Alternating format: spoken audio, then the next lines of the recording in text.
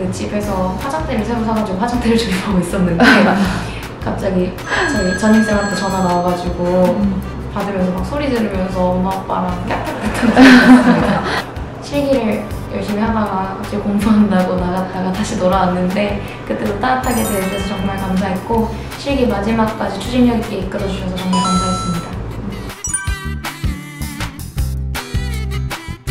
네, 저는 이번에 2025학년도 고려대학교 디자인 조형학부에 합격한 동아고졸 김민지라고 합니다. 고려대 디자인 조형학부를 전공으로 선택한 이유는 뭔가요? 제 장점이 소묘실기와 모의고사 성적이라고 생각해서 소묘실기를 보는 학교 중 모의고사 반영 비율이 높은 고려대학교 디자인 조형학부를 선택하게 되었습니다. 조기 발표가 난 줄 모르고 당시에 그 집에서 화장대를 새로 사가지고 화장대를 조립하고 있었는데 갑자기 저희 전임쌤한테 전화 나와가지고 받으면서 막 소리 지르면서 엄마 아빠랑 깍깍했던 기억이 있습니다.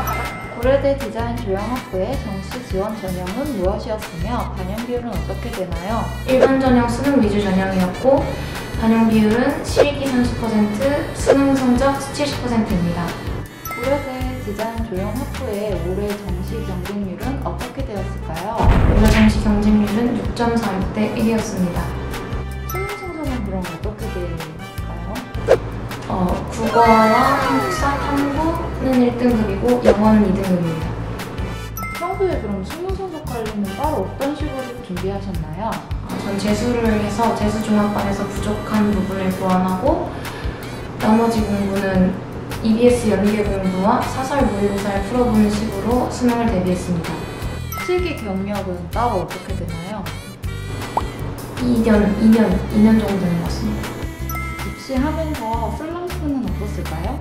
제가 준비한 고려대학교 디자인 조형학부의 경우 수능 성적도 좋아야 하고 실기도 어느 정도 되어야 하기 때문에 두 개를 병행하면서 지치는 경우가 많았는데 그럴 때마다 전 음악을 듣거나 야구를 굉장히 좋아해서 야구를 보면서 견뎠던 것 같습니다. 고려대 실기는 어떤 실기 유형인가요? 간단하게 소개해주세요. 고려대 실기 유형은 자연물 하나와 인공물 두 개가 주어지는 소묘 실기인데요. 소묘로 하는 발상가 표현이라고 생각하시면 될 것 같습니다. 고려대 실기는 학원에서 주시는 문제의 유형을 가지고 많이 그려보면서 대비했던 것 같습니다. 고려대 실기 전날에 어떤 마음가짐으로 실기에 임했을까요? 두 가지 마음을 들고 갔는데요. 하나는 내가 이 짱 먹어야지 라는 생각을 하고 갔고 또 하나는 이제 재수를 하다 보니까 이번이 정말 마지막에 나 열심히 그리고 나와야지 라는 생각도 같이 했던 것 같습니다. 올해 고려대 디자인 조형학부 실기시험 주제는 무엇이었나요?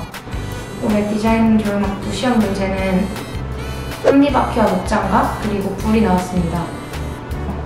일단 불이 나왔을 때 불을 메인 자리에 크게 넣으면 밀도가 나지 않아서 그림 퀄리티가 떨어질 거라고 생각해서 목장갑과 톱니바퀴 위주로 주제부 구성을 하였고 불은 배경 위주로 사용하였습니다. 그리고 불과 목장갑이 만났을 때 목장갑의 코팅 부분이 녹아내리는 모습을 포인트로 생각해서 그 부분을 강조해서 그렸습니다. 학생이 생각하는 고려대 합격 주 요인이 뭐가 있을까요?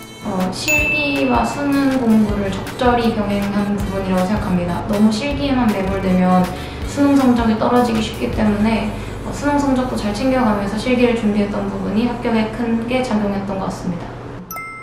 상조여침을 통해서 도움받은 것이 있다면? 고려대를 전격적으로 준비하기 이전에는 많은 학교 유형을 접해보면서 가장 맞는 학교 유형을 테스트해보거나 할 수 있었다는 것이 큰 장점 같고요. 그리고 누적된 기출문제가 굉장히 많아서 문제를 다양하게 풀어볼 수 있는 것이 장점이라고 생각합니다. 제가 실기를 열심히 하다가 갑자기 공부한다고 나갔다가 다시 돌아왔는데 그때도 따뜻하게 대해주셔서 정말 감사했고 실기 마지막까지 추진력 있게 이끌어주셔서 정말 감사했습니다. 마지막으로 입시를 준비하는 미대 입시생들에게 한마디 해주세요.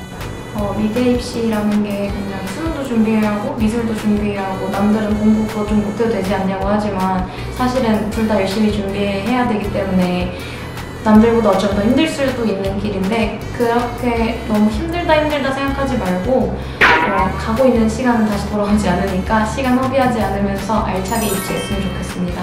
와, 축하드립니다.